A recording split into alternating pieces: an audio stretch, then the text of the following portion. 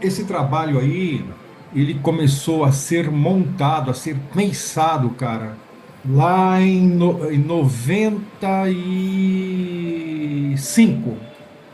Na época, eu estava dirigindo aquela, não sei se você já ouviu falar, possivelmente sim, uma companhia de dança aqui de Diadema, Cia de Dança de Diadema. Uma professora, uma grande, que me levou para lá, Ivonice Sati. Ela me levou para lá para dirigir o grupo junto com ela, sabe? Na época, ela foi a fundadora desse grupo. Só que ela não teria tempo de ficar na companhia, no grupo, ali dirigindo e tal. Ela me chamou. E eu topei e fui para lá. E nessa época eu comecei a desenvolver lá dentro esse trabalho. Mas foi só, eu não cheguei a apresentar, tá? Aí depois eu saí de lá, tá? O tempo passou. Aí um belo dia eu fui convidado para fazer um trabalho coreográfico lá no Palácio das Artes, BH. Aí eu pensei, falei, pô, eu vou começar a desenvolver para valer agora esse trabalho. E o trabalho lá, ele passou a se chamar Carne Agonizante, uma coisa assim. Acho que era Carne Agonizante, cara. Olha só. Aí na época, foi em 90, isso foi em 2007, quer dizer, 10 anos depois. E na época eu estava pesquisando, não pesquisando, mas eu conhecia a poetisa Adalgisa Neri, que ela foi companheira do Ismael Neri, né, um outro grande poeta, artista, pintor, tal, do modernismo. E foi bem nessa época. Lá em Diadema tinha sido só um experimento, uma ideia que eu queria fazer. Lá em BH eu comecei quer dizer, antes de BH, né? Antes de eu ir para lá, aí eu comecei e eu estava com ela na cabeça e ela tem uma poesia chamada Eu em Ti, que é uma das coisas mais incríveis que em poesia, eu já li na vida, sabe? A poesia é alguém falando do amor, esse amor absurdo que ela tem e que ela ama de tal forma que ela acompanha esse corpo aí desde quando ela é gerada lá na barriga da mãe, ela vem se desenvolvendo, ela tal, tal, tal, daí quando nasce, vai desenvolvendo e ela vai acompanhando e tal, e tal, e tal. E esse corpo depois vai envelhecendo e esse corpo morre, esse corpo apodrece e ela continua adorando esse corpo. Então, assim, é uma coisa absurdamente incrível. E também é trágico isso, do que é realmente a vida. E aquilo, eu já conhecia a poesia, veio aquela ideia, aquela luz, sei lá, aquele insight, né? Nossa, tem tudo a ver com o que eu estou pensando para esse trabalho. Aí eu comecei, motivado por conta da poesia da Dalgisa Neri, eu comecei a criar esse trabalho para valer mesmo lá no Palácio das Artes. Isso foi em 2007. Depois estreou tal, e o público lá recebeu bem. E aí o tempo passou, mais uns 10 anos. Não, não chegou a tanto, quase uns 8 anos depois, em 2011, eu resolvi, foi, pô, eu vou remontar esse trabalho aqui no grupo, na Carne Agonizante. Eu remontei e tal, a gente fez uma temporada, foi bem legal, a gente até apresentou esse trabalho em alguns lugares aqui no interior de São Paulo. Mas eu sentia que o trabalho não estava ainda pronto. Eu sentia no íntimo, sabe? Aí ele pegou, voltou para a gaveta de novo. Aí em 2000 e eu acho que essa gravação eu acho que é de 2014, por aí, 2015, foi quando o CRD, o Centro de Referência da Dança, foi criado. Eu me lembro porque a gente se encontrou lá que fica embaixo do Viaduto do Chá, esse centro de referência. E foi bem ali, em frente ao Teatro Municipal, que a gente fez isso. Aí eu resolvi, para querer causar uma reação popular, tanto quanto mais intensa, e também por conta daquela coisa assim, né? Não é todo mundo que vai para o teatro assistir, é a minoria da minoria da minoria que vai assistir, e principalmente dança. E essa situação, duas pessoas se beijando no meio da rua, foi, pô, isso vai ficar legal, né? Vai causar alguma emoção nas pessoas. Aí a gente começou a fazer lá. Toda sexta-feira a gente ia lá e apresentava. A gente não anunciava, simplesmente eles apareciam no meio do povo. Isso foi uma variação que eu pensei em fazer, porque não dava para levar o trabalho todo, porque o trabalho tinha, lá em BH, tinha 1 hora, 55 minutos. Para a rua, no máximo 15, 20, senão não daria certo. Então eu fiz essa variação aí, do trabalho inteiro. O trabalho, ele tem um momento da metade para o final que tem esse beijo. No início é na testa, é testa com testa, vai sendo feito as coisas. E depois vira um beijo e vai. O tempo passou, aí eu sentia que não estava pronto. Não estava pronto. Aí o ano passado foi esse ano. Foi esse ano, no primeiro semestre. Ele finalmente ficou pronto. E aí o trabalho passou a se chamar Na Decomposição de Tuas Carnes, que é um trecho da poesia dela. Aí o trabalho ficou pronto. Então a gente terminou agora, 2024, cara. Eu comecei lá em 95, fui finalizar agora.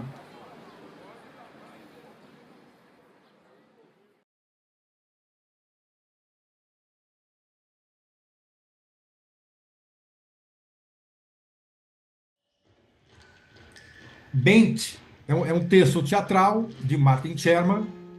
Ele foi representado nessa época aí, no 90, 99 e tal, 40 países, algo em torno de 40 países.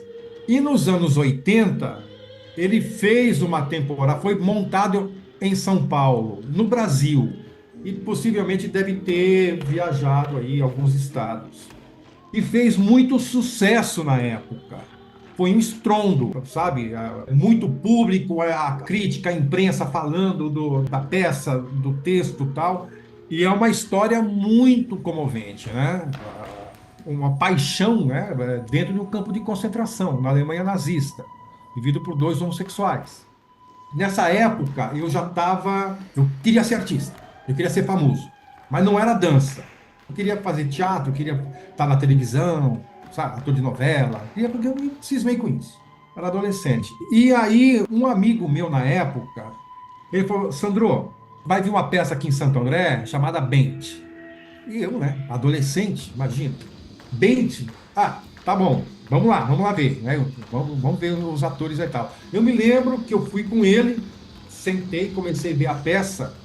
Aquilo foi tão impactante para mim, cara, tão impactante, que foi nesse dia que eu resolvi, eu quero ser artista da cena. Foi nesse dia. Bom, o tempo passou e o texto é maravilhoso, né? O texto é o cara. Os dois são presos, um porque era homossexual, foi mandado para o campo de concentração, o outro, ele era gay, só que ele sabia, contaram para ele que a condição de homossexual dentro do campo de concentração era você sofria mais do que os judeus. A peça fala disso. Isso tudo marcou muito o meu final da adolescência e início da outra fase adulta, né? Eu acho que foi o motivo acho não, tenho certeza, de querer ser um artista da cena. E anos depois, já era um coreógrafo, aí me veio a ideia, puta, eu quero montar essa peça na dança, eu quero montar, eu quero montar, eu quero montar. E por acaso, na época, eu tinha um produtor, o Léo Júnior, contei a minha ideia para ele se apaixonou, se encantou. Aí eu falei, pô, eu queria tentar falar com o Martin Sherman.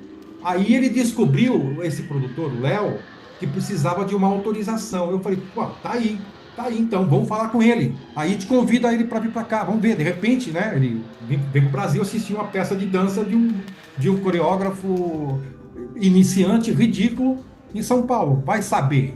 E não é que ele entra em contato com o Martin Sherman, o Martin Sherman aceita, fica maravilhado com a ideia, diz para o Léo que sempre sonhou que alguém tivesse a ideia de fazer esse texto, fazer em dança.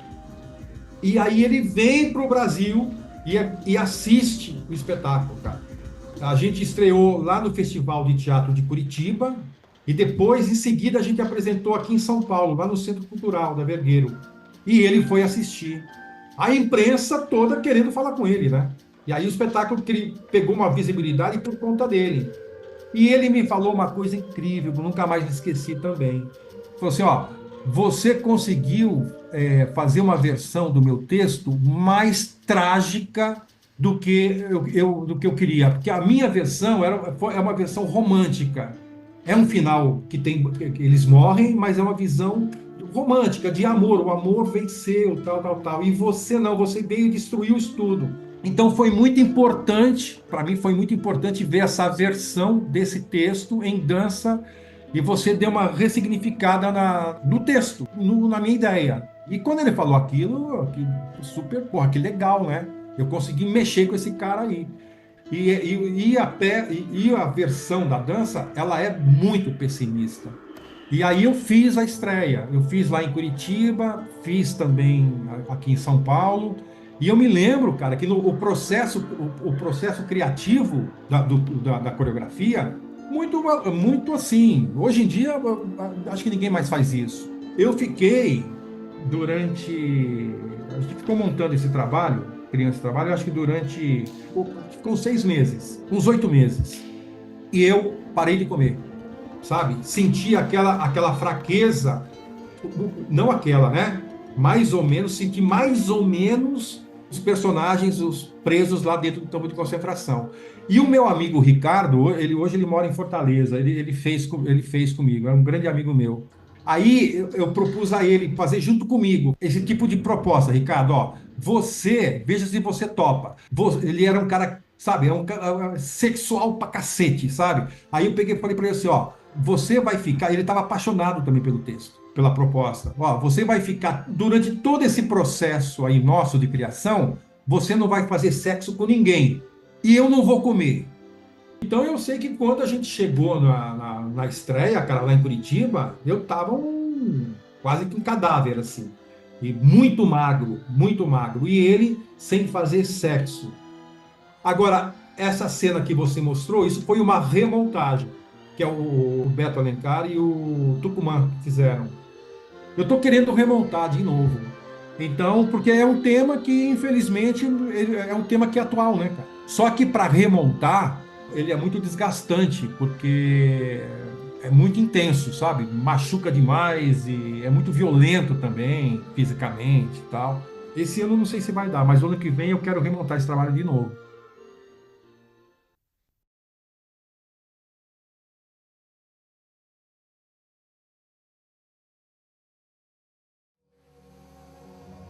Em 97, eu já estava já com a cabeça, queria criar Augusto dos Anjos, apaixonado pela poesia dele, processo criativo, mas não ensaio, estava só aqui dentro comigo. Não, em 97 eu fiz um experimento no Centro Cultural, um dueto, mas não era o espetáculo ainda. E se chamava O Lamento das Coisas, que é uma poesia dele. Mas eu estava assim, enlouquecido com isso. Aí a minha mãe, em 98, ela tem um AVC. Ela ficou 40 dias em coma no hospital, lá em Santo André. Eu ia visitá-la, logicamente, morava em São Paulo, tá, mas eu ia dia sim, dia não, eu ia lá. E aí eu entrava lá no quarto, ficava com ela ali algumas horas, tal. Ela estava em coma, né, desacordada, e observando, tal. E aí virou motivo de pesquisa para mim, cara, observando a minha mãe definhando. Ela me lembro bem que, pela posição da janela do quarto dela, final da tarde, um sol aparecia, né, e ficava a janela fechada, mas tinha uma fresta na janela e o sol pegava na testa dela, assim, aparecia na testa dela, focava a testa dela, passava assim tal. E eu fui observando tudo isso. Eu passei 40 dias vendo a minha mãe como uma intérprete, sabe? Uma experimentação minha, olhando tudo aquilo e criando. Olha só aonde o artista vai, né? Mas isso foi muito avassalador para mim, sabe? Então, daí ela veio a falecer no meio de 98, acho que 10 de agosto, 11 de agosto, tal. E aí eu vim a estrear mesmo o espetáculo feito na FAAP em 2001. Ela faleceu em 98. Aí eu fiquei mais 3 anos, 2 anos e meio, fomentando isso. E eu me lembro que ela faleceu, cara. E aí, na pesquisa, né, totalmente parecia um morcego da noite, né? Eu vivia em cemitério. Eu ia muito ao cemitério, lá no cemitério dela, onde ela está enterrada. E é interessante, né, cara? Porque assim, foi tão intenso, tão emocional, tão eu com a obra, eu, Augusto dos Anjos, eu com a minha mãe, né? Uma relação conflituosa com a minha mãe, uma relação bastante apaixonada, mas muito conflituosa. E vem a estreia na FAAP. E foi tão intenso por conta dessa história toda, pessoal, ficou uma coisa muito minha. Daí eu aprendi muito com isso, porque assim, o artista, ele precisa, eu aprendi exatamente com Augusto dos Anjos, nesse momento. O artista precisa entrar nesse universo criativo, se lambuzar, se lamear todo, e depois ele precisa sair disso. Ele precisa do distanciamento. Porque se o artista vira a própria coisa, fudeu. Porque ele perde o discernimento, não é? Se você se torna a coisa, você perde a noção. Fica só você numa puta de uma viagem e quem vai assistir não entra. Em 2001, o espetáculo ele ficou muito intenso e muito maluco e muito tudo. E mal feito. Porque era assim, era tipo 50 minutos de espetáculo com uma trilha muito estridente, de doer os ouvidos mesmo, durante 50, tinha 50 minutos, 45 minutos. No final do espetáculo entrava Chopin, um noturno de Chopin, né? E aí vinha essa calmaria. E eu sei que foi assim, o público saía xingando também, sabe? Não suportava, metade do teatro ia embora, ou mais. A própria Helena Katz, né? Ela escreveu uma crítica dizendo que eu coloco as minhas loucuras na cena e não se resolve nada. Eu fiquei puto, sabe? Porque eu estava muito, era eu e a minha dor, o meu sofrimento, e eu gostando, achando necessário esse meu sofrimento para poder criar, e eu sempre achei isso, eu continuo até hoje achando isso, concordando com isso, que artista é isso. O artista precisa da crise, da tragédia para poder criar, senão ele vai criar coisas banais. E não foi legal. O tempo passou, vieram os outros trabalhos, tal. Em 2002 surgiu o primeiro Kafka, que foi a Metamorfose e tal, mas Augusto dos Anjos ficou como uma coisa mal resolvida comigo.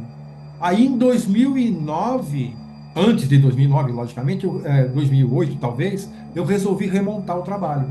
Fazer esse trabalho direito agora, uma outra visão, e aí foi nessa fase aí, nessa época aí. Aí foi quando eu consegui esse Augusto dos Anjos que eu acho que ele merece. A inspiração fechou nisso aí mesmo que você viu, que era nada mais do que vermes num corpo em decomposição. Só que a ideia foi o palco era esse corpo em decomposição. E o elenco, os bailarinos, as bailarinas, esses vermes decompondo o palco. Porque a poesia dele trata disso, fala da morte o tempo inteiro, fala da decomposição o tempo inteiro. Ele foi muito influenciado também por Schopenhauer, um pouco Dostoiévski também. E aí foi O Senhor dos Anjos. Um trabalho bastante que me provoca bastante, porque são coisas que eu continuo falando até hoje, né? Porque em algum momento, eu acho que em todos os trabalhos que eu faço, alguém morre. Sempre alguém morre no final. Porque sempre acontece, tá sempre no mesmo lugar, no mesmo ambiente, que é a morte.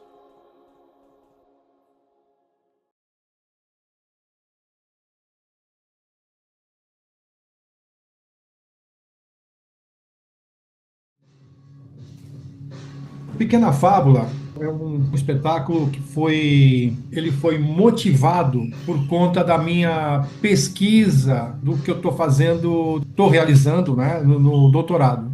Ela veio muito forte por conta da onde eu tô na pesquisa, sabe? E na pesquisa, o Estado ele está muito presente como opressor, punindo o tempo inteiro, restringindo as liberdades. E quando eu falo Estado, também eu estou, de uma certa maneira, falando em sociedade também, né? Em civilização também, que elas passaram a existir por conta para estabelecer regras. E quando a gente fala em Estado repressor, a gente também fala em religião, a gente está falando em cultura também. E quando a gente fala em Estado repressor, Kafka vem forte. E um dos temas, uma das histórias que mais, então, que é muito marcante para mim, na verdade é uma história super pequena, tem o quê? Não dá meia página, que é a história do gato e o rato. Que o gato, ele persegue o rato, ele apenas persegue. Ele persegue esse rato pelas ruas, pelos lugares. O rato percebe esta perseguição desse gato, percebe a aproximação dele e esse rato ele foge sorrateiramente, achando que o gato não percebe que ele está fazendo isso. E o gato simplesmente ele vai caminhando até o momento que ele entra numa uma rua sem saída. O gato aparece, o rato cai em si e o gato fala para ele: Olha, você tinha várias saídas, você que escolheu essa. Foi você que escolheu, filho. E é devorado. Eu faço essa leitura, o Kafka é genial por isso, porque ele quis dizer exatamente o que é a nossa sociedade, né? Aonde a gente é levado o tempo inteiro, submetido a essa condição o tempo inteiro. Eu resolvi, por conta do momento, falei, pô, que ótimo, eu vou criar um espetáculo motivado pela pesquisa, e que, apesar de ser uma pesquisa acadêmica, ela é uma pesquisa que eu considero também bastante artística, bastante criativa, sabe, para mim, porque eu estou falando de coisas que me motivam, só que de um jeito diferente, mas também é um roteiro teatral, é um roteiro coreográfico também, sabe? Então eu peguei, eu vou transformar isso num espetáculo e ele precisa ser lembrar um pouco uma fábula. Eu preciso colocar esse Estado perseguindo um cidadão, só que eu vou transformar esse Estado em gente engravatada, com movimentos um tanto quanto descombinado com o que é o Estado. Muito rígido tudo, mas um tanto quanto movimento, um tanto quanto infantilizado, talvez. É, muito marcadinho, muito tal. E esse rato, que seria o gato. E esse rato, uma pessoa, mas também com um corpo que leva a crer que é um animal, e assim surgiu Pequena Fábula. E o tempo inteiro, esse joguinho, um tanto quanto, até eu falava na época da montagem, dá para trazer as crianças para assistir esse espetáculo. É um espetáculo que a criança pode assistir. E o espetáculo ele foi criado nesta lógica, sabe? Nessa lógica kafkiana, do jeito que eu entendo Kafka, logicamente, né? Esse Estado perseguindo esse cidadão, ele tem um certo momento que ele percebe que ele está sendo perseguido, e a partir desse momento ele começa a querer jogar com o Estado. Ah, o Estado não vai. Eu sou mais esperto do que ele. Mais ou menos isso, sabe? E vai jogando também com o Estado. O Estado vai só indo, vai só indo, vai só indo, vai só indo, até o momento que ele não tem para onde ir mais, e vem aquela caixa e aprisiona e vira um túmulo, né? E foi isso. Então, mais um trabalho inspirado no surrealismo do kafkiano, né? E ao mesmo tempo engraçadinho. Você vai entrando, peraí, que eles estão querendo dizer com isso? E ao mesmo tempo também fazendo uma piada do Estado. O Estado ele está ali, aparentemente parece que ele é ridículo, né?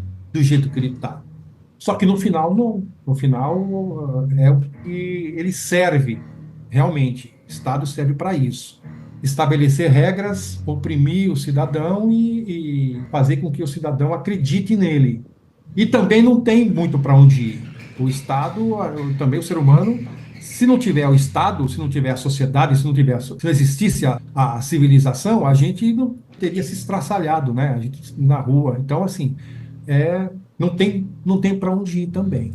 Então, Pequena Fábula é isso. E foi criado num momento difícil do mundo, do Brasil, tal. Toda essa tragédia humanitária que aconteceu no país, para mim foi importante como artista, porque me motivou, eu me senti mais vontade de criar coisas, sabe, a partir das tragédias. E assim surgiu a Pequena Fábula.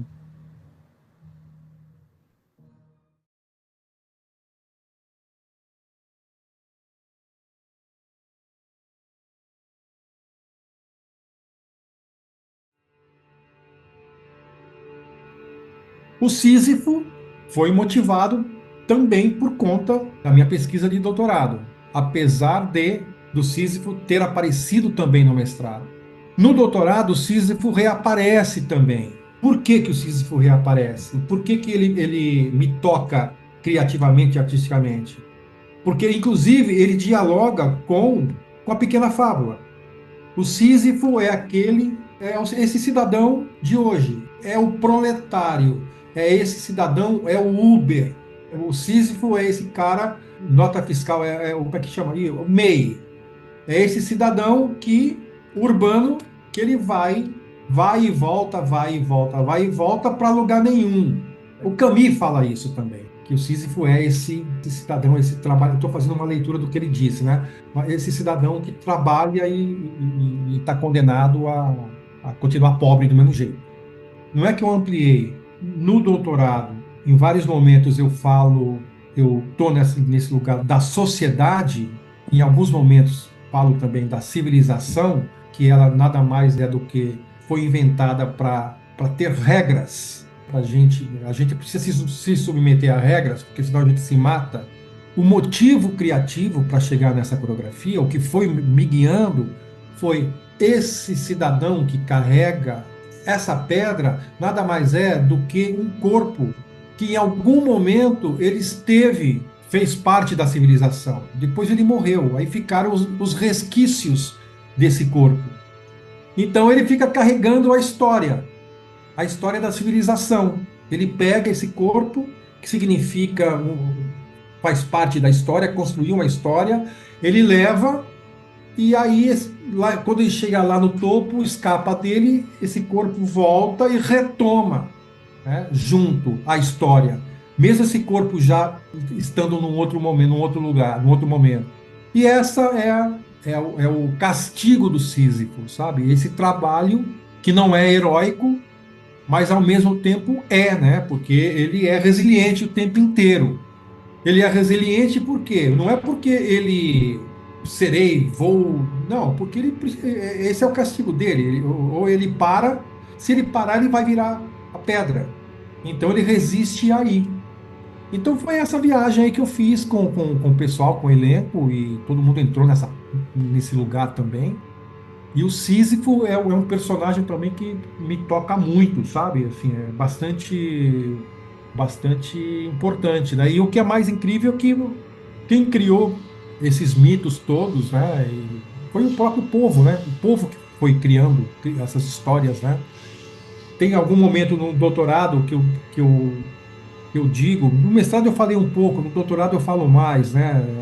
Que eu exponho mais os Zeus, né? Como um grande, na verdade, um grande déspota, um grande de um filho da puta, né? Porque Zeus é isso. Mas aí a gente também não pode esquecer que quem criou Zeus foi o povo. E o povo é isso, o ser humano, ele simplesmente ele criou uma história dele mesmo, né? Essa tendência dele a ser. Zeus exemplificou tudo isso. E todas as sacanagens lá do Olimpo, eu tenho a impressão que as outras mitologias também passam por esse lugar também, né? Vai na mitologia africana, tem essas coisas também. E é o ser humano na sua grande potencialidade, que é isso aí. E isso tudo dialoga, isso tudo é importante para a arte, né? Pelo menos a arte que eu acredito, que é evidenciar a tragédia, sabe? O caos interior que é o ser humano. Isso tudo é produção de arte. Por isso que eu tenho, eu sempre quando eu vou trabalhar uma criação, eu sempre, o tempo inteiro eu fico falando do caos.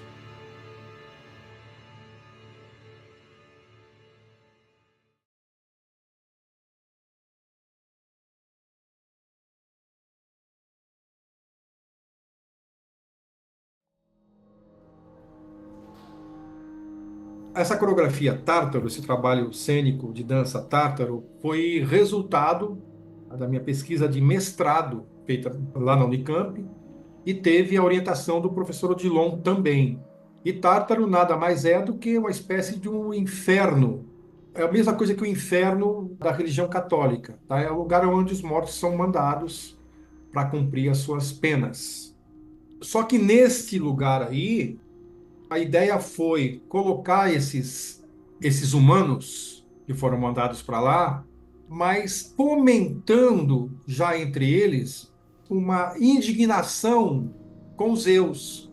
Então, em vários momentos, eles procuram, mesmo ali presos, submetidos naquelas condições, alguns movimentos de raiva contra o deus maior da mitologia grega, que é Zeus. Então existe esse, não esse embate, mas essa vontade de querer derrubá-lo. Então eu me movimentei por aí, neste lugar. Por que eu cheguei nessa tentativa de rebeldia contra o Deus maior, o todo-poderoso Zeus da mitologia grega? Porque no próprio mestrado eu fui buscar três personagens que procuraram, infringiram as suas próprias as leis do Olimpo, que foi o Tântalo, Sísifo, outro lá, o Ixion. Na pesquisa, eu coloco esses três considerados marginais, bandidos, por muitos pesquisadores da mitologia grega, por eles tentarem enganar a lei do Olimpo, e na pesquisa eu coloco eles num lugar de heróis. O Tártaro, isso tudo vem, tá ali dentro, sabe? Então eu coloco esses condenados, mesmo eles estando submetidos naquele castigo, eles já não aceitam mais, não estão mais aceitando aquele castigo. Eles não vão sair dali, porque não tem como, mas já entendendo a canalice de Zeus. Isso foi o que movimentou. O Grupo Meandros é um grupo bastante importante, na minha opinião. Eu até disse isso para o Odilon, que me lembrava muito o Edson Claro. O Edson Claro foi uma das figuras mais importantes da dança do país, inclusive. Um cara assim, que ele criou um grupo, Casa Forte, se eu não me engano, no início dos anos 80, e revolucionou, né? Foi um cara que, talvez o primeiro cara da dança, professor da educação física da faculdade, da universidade, em São Paulo. Ele dava aula numa universidade, eu acho que em Guarulhos. Então ele criou um grupo de dança na época, cara, anos 80, imagina. Aí, quando no meu processo de mestrado lá na Unicamp, com o Odilon me apresenta o grupo, fala do grupo, tal, eu falei, porra, que incrível isso, né? Você está revivendo um momento da história da dança de São Paulo, pelo menos, muito importante, que foi esse momento do Edson Claro, educação física e dança. E aí eu comecei no meu processo de mestrando, eu ia até a Unicamp, encontrava com eles uma vez ou duas por semana e fui criando esse trabalho para o grupo e também para mim, né? Porque estava fazendo parte da pesquisa. E foi muito incrível, muito incrível.